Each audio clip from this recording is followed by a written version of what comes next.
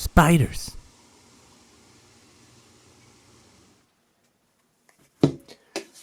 I'm a huge fan of tribal decks in Magic the Gathering. I've made all sorts of different types throughout the years. Some of my favorite ones is like my old samurai deck, I like my zombie deck, and I'm a big fan of my squirrel deck. Just a lot of fun, those decks. And today I got a different one. This is a new one that I just made, and it is my spider deck. I just want to share with you all. I'm going to go through the deck list of it. I will put in the description all of the cards in this deck in case you want to build one like your own.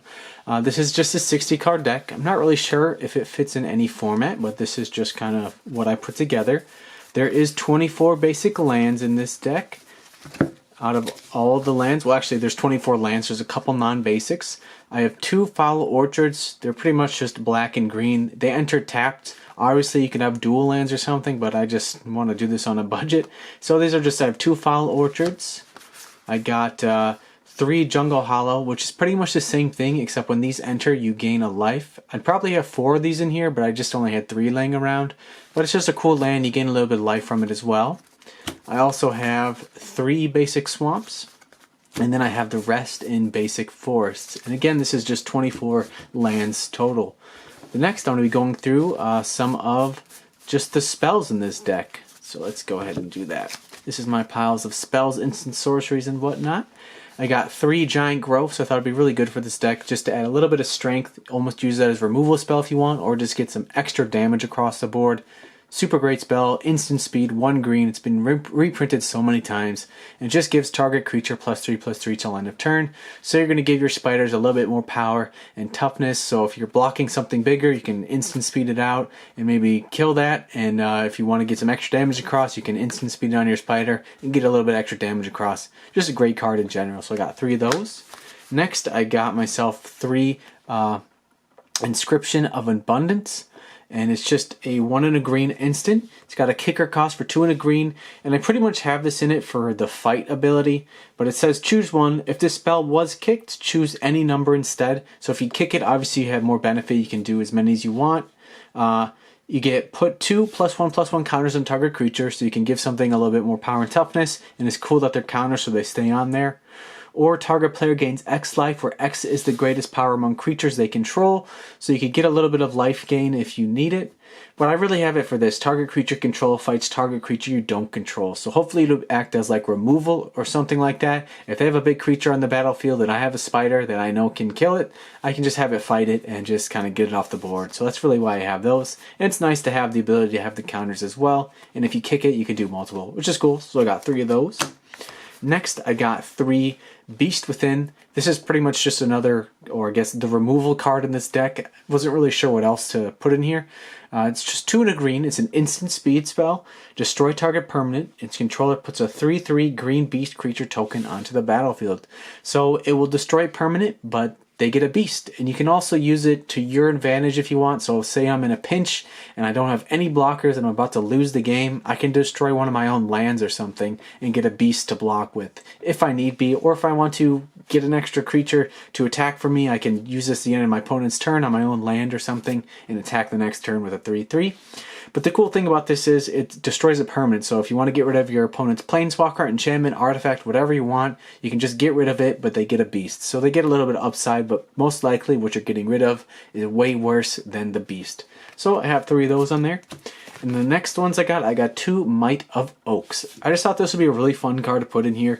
It's an instant speed for 3 and a green, and it gives target creature +7/+7 till end of turn. So it's pretty much just like a giant growth, but like on steroids. It's just much bigger, and it can really just honestly finish the game if you do it right.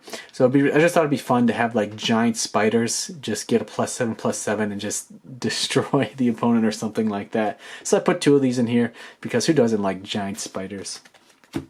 Now we're onto the actual creatures themselves. I have 3. First creature I have, and I kind of have these in the order of mana cost. 3 Snarespinners. It's a creature spider. These are all going to be spiders because this is obviously a spider tribal deck. 1 and a green. It's got reach, so this creature can't It can block creatures with flying. That's pretty much a common theme among spiders. They all have reach because they have like their nets so they can catch things flying. I think it's really good with the flavor of it. And it's a 1/3 creature, and when Snarespinner blocks a creature with flying, Snarespinner gets +2/+0 till end of turn.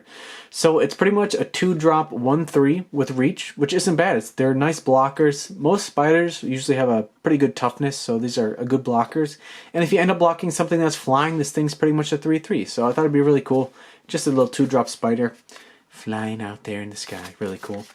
Next creatures that I got 3 Juvenile Gloomwidow. This is a 2 green mana to play it. It's a 1/3 again, and it's got reach and wither. And I like the wither ability. That's kind of pretty much why I have it in here. This deals damage to creatures in form of -1/-1 counters. So the counters will stay on there. And if a creature has like indestructibility or something, and if you put enough wither, these -1/-1 counters on it, you can actually kill it that way. And it's just really cool because it kind of keeps it dampened on the opponent. So if you can keep blocking a big creature every turn and just kind of whittle it down. So it's a pretty cool card. 2 drops, so 2 green. So obviously you're going to want to have it in a pretty strong green deck right there. But cool card. Poor little bunny in the picture right there. So I got 3 of those. Next ones I got 3 twin silk spiders. Again, they have reach. It's a 2 and a green for a 1/2. And it says, when twin silk spiders enters the battlefield, create a 1/2 green spider creature token with reach. So pretty much it comes in with a copy of itself. I thought it'd be really good to kind of populate the board and get a whole bunch of spiders and a nice little presence on the board. So pretty much 3 mana for 2 1/2 spiders with reach. You can block flyers, you can just be a blocker, and just thought it'd be really cool. Get a whole bunch of spiders out there. So I got 3 of those. Ooh, spooky. Next ones I got 3 Sporeweb Weaver. It's a rare card from M21. It's 2 and a green for a 1/4. It's got reach, hexproof from blue, which is pretty cool. It doesn't have like, it can still be countered as it's being cast, but once it's on the battlefield, it pretty much has protection from blue, which is really cool. So if they want to kind of bounce it back to your hand or something, they really can't. Whenever it's dealt damage, you gain a life and create a 1/1 green sapling creature token.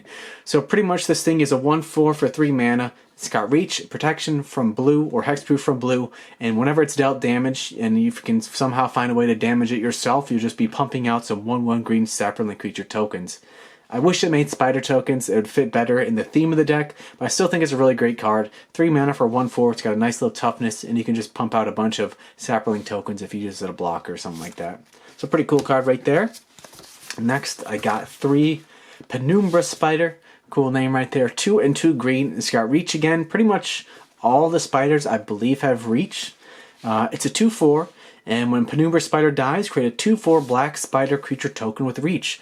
So this one, it's pretty much a 2/4, but when it dies, another 2/4 comes into the battlefield. So you pretty much get double your value for it, which is pretty cool. It's just harder to deal with. So if your opponent has a removal spell, they'll remove it, but then they got another one to deal with. So that's pretty cool. I like that. One thing it says is when it dies, so if it gets exiled, it doesn't work, but it's still pretty cool. You usually get double your value for this card right there.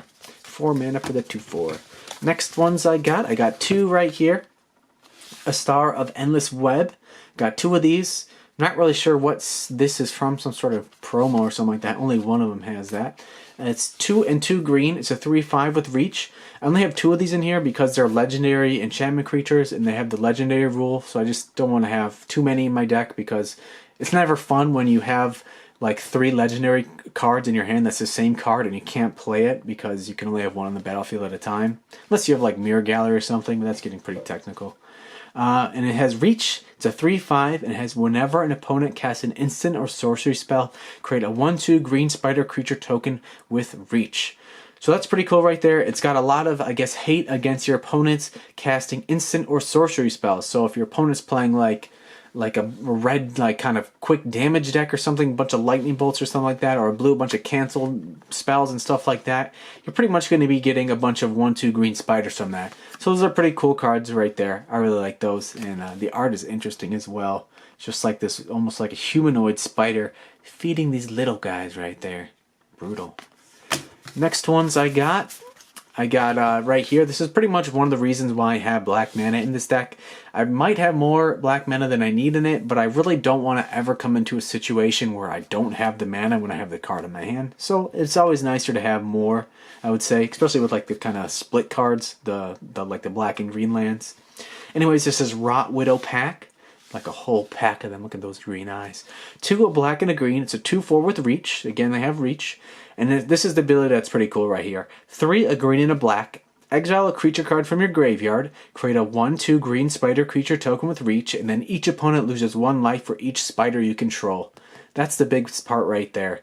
The only downfall is you gotta have a creature in your graveyard to exile. If you don't, it's pretty much just a 2/4 spider with reach for 4 mana. But that's pretty powerful. In this deck, there's a lot of cards. We're going to have a bunch of spiders on the battlefield, and the more spiders you have and you use this ability, the more life your opponent's going to lose. So this could really help you win the game right there. Just a pretty cool ability right there. That's pretty much why I have some of the black mana in here. And the other reason why I have black mana in here is because of this card right here. Ishkanah, Grafwidow, 4 and a green. It's got reach, it's got delirium. When it enters the battlefield, if there are 4 or more card types among cards in your graveyard, put 3 1/2 green spider creature tokens with reach onto the battlefield. It's a 3/5, and if you have the delirium, it comes pretty powerful. It comes in with a bunch of friends.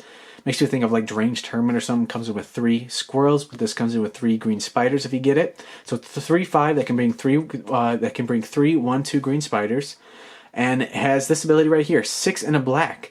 Target opponent loses 1 life for each spider you control. That's the big one right there. It's pretty much an upgraded version of this ability. It's very expensive to use though, but you don't have to exile a creature card in your graveyard. So even if you have no creatures in your graveyard, you can still use this. And if you get the Delirium ability, right off the bat, they're going to be losing 4 life from this. So that's pretty cool right there.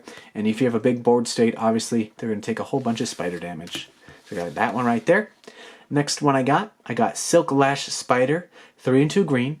It's a creature spider with reach. It's a 2/7. I put this in here just because it's a big defender pretty much. It's a 2/7. And it's got this ability to kind of deal with pesky flyers if need be. But I only put one of them in here.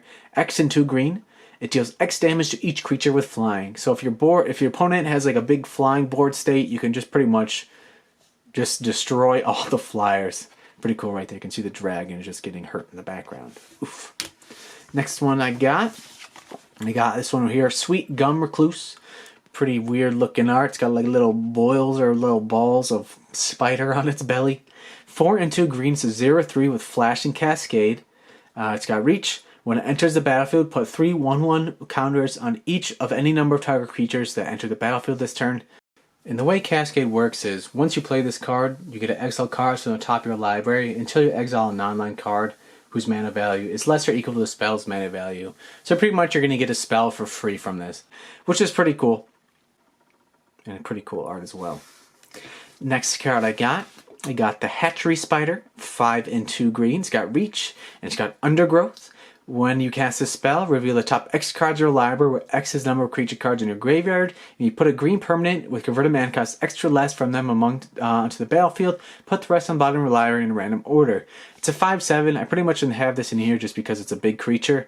For 5 and 2 green, 5/7. And the undergrowth ability is pretty cool if it goes off. But sometimes you don't have enough stuff in your graveyard for it to work. But there's a chance you're going to get a small little spider. Or if it's really late in the game, you're going to get a nice little spider for free. Pretty cool right there. Look at living in the cave. The last little spider that I got, or I guess last big spider I got, is the Goliath Spider. 6 and 2 green. It's a creature spider. It's a 7/6. And it can block as though it had flying. I just wanted to put this in here just because it's a huge spider. And it's just intimidating. And imagine putting like Might of Oaks on it. That'd be pretty fun to do that. Anyways, this was my fun little spider deck. I hope you enjoyed this video. Let me know what you think. Thanks for stopping by, everybody. Game on, and have a beautiful, wonderful day.